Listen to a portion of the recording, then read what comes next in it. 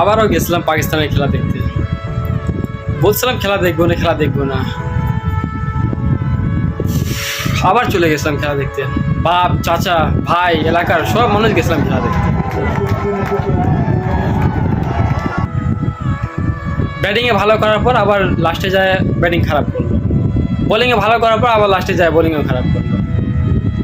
এই ম্যাচে ডিপেন্ড করতে পারলো না। আবার ক্রিকেটে হতাশা।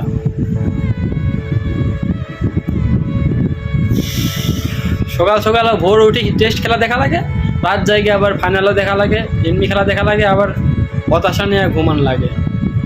ক্রিকেট ছাড়িয়ে দেওয়া লাগবে, ক্রিকেট বাস্তব জীবনে আসা লাগবে।